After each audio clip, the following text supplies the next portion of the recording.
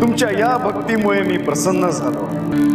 जे कोणी भक्तिपूर्वक प्रार्थना कुलाचार या पद्धतीने मला प्रसन्न करण्याचा प्रयत्न करतील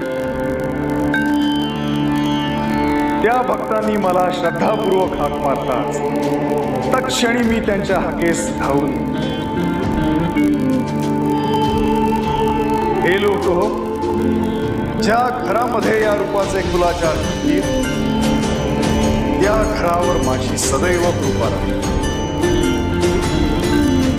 तसेच त्या घराला धनधान्य यश कीर्ती ऐश्वर्य आरोग्य ज्ञान पुत्र पौत्र सौख्य प्राप्त होईल असा माझा तुम्हा सर्वांस आशीर्वाद आहे।